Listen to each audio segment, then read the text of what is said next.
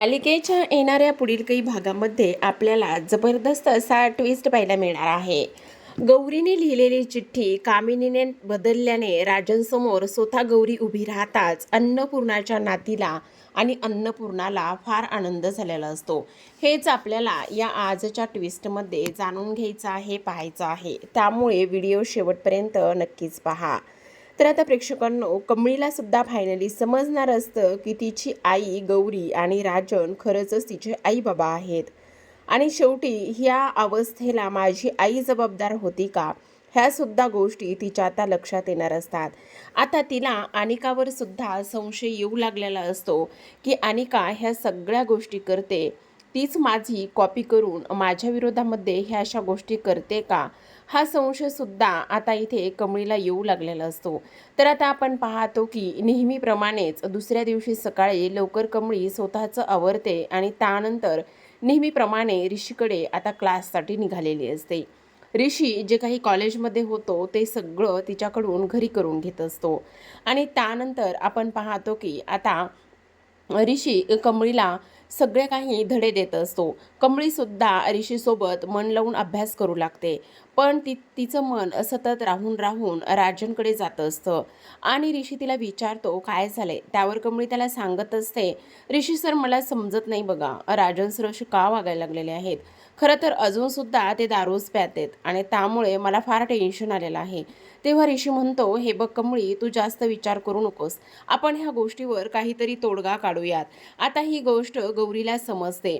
गौरी विचार करू लागते, मला माहिती हे सगळं हे माझ्यामुळेच करायला लागलेले आहेत, माझ्यामुळेच ते दारू पिऊ लागलेले आहेत. आता काही झालं तरी त्यांनी दारू नाही प्यायला पाहिजे. उतार वयामध्ये आजीला आणि त्याचबरोबर आजोबा म्हणजे माझ्या सासू सासऱ्यांना काय वाटेल, हा विचार त्यांनी करायला पाहिजे. मला काही करून त्यांच्यापर्यंत एक चिठ्ठी पोहोचवली पाहिजे. म्हणून आता लगेचच गौरी एक कागद घेते, पेन घेते आणि त्यावर आता तिच्या मनातल्या भावना लिहित असते. राजनपर्यंत ही चिठ्ठी पोहोचली पाहिजे आणि त्यामुळे कमळी त्याच घरात राहते, म्हणून ती चिठ्ठी लिहिते आणि कमळीच्या बॅगमध्ये ठेवते. आता त्या चिठ्ठीमध्ये असं लिहिलेलं असतं की राजन, तुम्ही गौरीची काळजी करू नका, मी तुमच्यासोबत चुकीचं वागले, मी कोणासोबतही लग्न केलं नाही आणि तुमची मुलगी जिवंत आहे. ह्या गोष्टी तिनं त्या चिठ्ठीत लिहिलेल्या असतात आणि ती चिठ्ठी कमळीच्या बॅगेत व्यवस्थित ठेवलेली असते. आता कमळीचा अभ्यास झालेला असतो. ऋषी म्हणत असतो, ठीक आहे कमळी, आजच्या पुरतं एवढंच, आता बाकीचं पण उद्या बघूयात. असं म्हणून आता लगेचच कमळी तिची बॅग भरायला घेते आणि त्यावर तो हेही म्हणत असतो, हे बघ राजन सरांचा एवढा विचार करू नकोस, आपण काय करायचं आणि काय नाही ते सगळं काही बघून घेऊ. असं म्हणून आता कमळी स्वतःची बॅग घेते आणि तिथून जायला लागते. आता गौरी विचार करत असते, कमळीनं ती चिठ्ठी आता बघितली आणि त्याचबरोबर ती चिठ्ठी कोणाच्या दुसऱ्यांच्या हाती पडायला नको, ती चिठ्ठी बरोबर राजनच्याच हाती पडायला हवी. जर ती चिठ्ठी घरातल्या ती ती तीन जे काही ते तीन टाळकी आहेत ना, म्हणजे अनिका, रागिनी आणि कामिनी, ह्या लोकांच्या जर ती चिठ्ठी हाती पडली तर खूप प्रॉब्लेम होऊ शकतो, असा गौरी विचार करते. जेव्हा कमळी निंगे घरी येतात आणि घरी आल्यानंतर कमळीचा न जाणे चुकून कसा पाय घसरतो आणि ती कशी पडते ते तिला समजत नाही.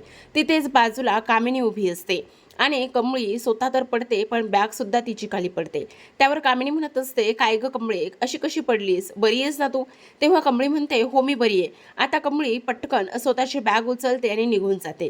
गौरीने ठेवलेली बॅगेतली चिठ्ठी तिथे खालीच पडते. तेव्हा कामिनी पाहते तर ती चिठ्ठी तिच्या हातामध्ये लागते आणि त्यावर गौरी असं स्पष्टपणे नाव लिहिलेलं असतं. मग आता ही चिठ्ठी हिच्याकडे कशी, असा कामिनीचा विचार येतो. पटकन ती चिठ्ठी घेते आणि त्यावर गौरीनं लिहिलेलं सगळं काही पाहते. आता कामिनी लगेचच दुसरी चिठ्ठी लिहिते आणि दुसरी चिठ्ठी लिहिल्यानंतर ती चिठ्ठी राजनसाठीच आहे ही गोष्ट लक्षात येते.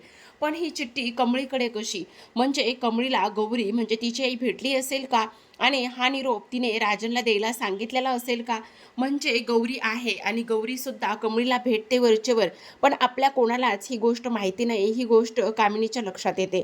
आणि त्यामुळे त्या चिठ्ठीमध्ये ती असं लिहिते की आता राजन तुम्हाला विसरून जा, मी दुसऱ्या कोणाची तरी झालेली आहे आणि त्यामुळे तुम्हाला विसरणंच गरजेचं आहे, असं ती त्या चिठ्ठीत लिहिते आणि ती चिठ्ठी बरोबर राजनच्या खोलीमध्ये दरवाजापाशी आणून टाकते.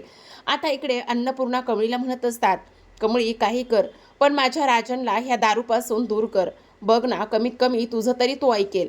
असं म्हणून आता कमळी म्हणत असते, आजी तुम्ही काय बी काळजी करू नका, मी माझ्या बाबांना समजावते. असं म्हणून आता कमळी लगेचच राजनकडे जाते. निंगीसुद्धा तिच्यासोबत असते. आता राजनकडे गेल्यानंतर ती म्हणत असते, राजन काका असं तुम्ही का करायला सा, हे बघा असं करू नका ना, झाल्या गेल्या गोष्टी विसरून जा, ह्या सगळ्या गोष्टी करण्याची काहीच गरज नाहीये. त्यावर राजन म्हणत असतो, नाही कमळे नाही, तू सरळ सरळ आईकडे जा आणि आईला सांग की मी त्यांची मोठी नात थोरली नात नाहीये म्हणून, मी राजनची आणि गौरीची मुलगी नाही, हे सगळं स्पष्टपणे तू आईला सांगून टाक. आता मला ह्या खेळाचा कंटाळा आलाय बघ कमळे, असं आता इकडे राजन कमळीला म्हणत असतो. तेव्हा कमळीने खूप मोठा निर्णय घेतलेला असतो आणि राजनच्या खोलीमधून ती बाहेर पडते. इकडे आता गौरीचा जीव धाकधूक होत असतो. ती विचार करते, नाही, ती जर चिठ्ठी कामिनीच्या हाती लागली आणि कामिनीच्या हाती लागली तर मग होत्याचं नव्हतं व्हायला वेळ लागणार नाही. काही झालं तरी मला ती चिठ्ठी थांबवावीच लागणार आहे आणि राजन समोर जाऊन मला सगळं सत्य सांगावं लागणार आहे. असं आता इकडे ती बोलते आणि धावतच अन्नपूर्णाच्या निवासाकडे निघालेली असते. आता राजन जेव्हा कमळी निघून जाते आणि जेव्हा कमळी निघून गेल्यानंतर आपण पाहतो की इकडे लगेचच त्याला ती गौरीची चिठ्ठी दिसते आणि त्याला गौरीची चिठ्ठी दिसल्याबरोबर तो त्या चिठ्ठीकडे येतो आणि त्यावर गौरी असं नाव स्पष्टपणे लिहिलेलं असतं. तेव्हा राजन ती हातामध्ये चिठ्ठी घेतो आणि त्यावर पुन्हा तेच त्याला दिसतं. त्या चिठ्ठीमध्ये असं लिहिलेलं असतं की राजन तुम्ही मला विसरून जा, तुम्ही आता व्यसनाच्या आहारी जाताय, पण एक गोष्ट लक्षात ठेवा, मी माझ्या आयुष्यात पुढे गेली आहे, तुम्ही माझा विचार करणं सोडून द्या. असं लिहिल्यानंतर पुन्हा एकदा राजन कोसळत असतो. ती चिठ्ठी घेऊन तो आता बाहेर निघतो आणि म्हणत असतो, नाही, आता हे सगळं मला आईला सांगायला पाहिजे की कमळी तिची नात नाहीये, माझी मुलगी नाहीये आणि गौरी तिच्या आयुष्यात पुढे गेली आहे. ह्या सर्व गोष्टी मला तिला सांगायला पाहिजेत. असं सुद्धा तो आता बोलतो आणि त्यानंतर बाहेर आलेला असतो. आता इकडे गौरीला कोणावरच विश्वास राहिलेला नसतो आणि त्यामुळे ती आता अन्नपूर्णाच्या दारापाशी येऊन थांबलेली असते. जेव्हा गौरी बाहेर येते त्याच वेळेला आता राजनचं लक्ष गौरीकडे जातं आणि तेव्हा तो धावतच गौरीकडे जातो. तेव्हा गौरी म्हणत असते, राजन तुम्ही ही काय स्वतःची अवस्था करून घेतली आहे, हे बघा, तुम्ही असं वागू नका, स्वतःला त्रास करून घेऊ नका. का असं वागायला असा तुम्ही, का दारू प्यायला लागला असा, आपल्या पोरीचा आणि माझा विचार करणार नाहीसा का तुम्ही. तेवढ्यातच अन्नपूर्णा आणि कमळी आवाज ऐकून बाहेर येतात. अन्नपूर्णा पाहते तर काय, राजन आणि गौरी दोघेही जण एकमेकांशी बोलत असतात. तेव्हा अन्नपूर्णा कमळीला म्हणत असते, बघ कमळे, गौरी आली, गौरी आली, गौरीला शेवटी राजनच्या प्रेमाने खेचून आणलेला आहे. तेव्हा कमळी विचार करते, ही गौरी तर माझी आय आहे, मग ही आजी असं का बरं बोलायल्यात. तेव्हा ती म्हणत असते, ह्या गौरी आहेत. त्यावर अन्नपूर्णा म्हणत असते, हो ग हो, हीच गौरी आहे आणि हीच राजनची पहिली बायको आहे. असं म्हटल्यानंतर कमळी त्यावेळेला तर शांत बसत असते. आता राजन इकडे गौरीसमोर हात जोडून उभा असतो आणि तिची माफी मागत असतो.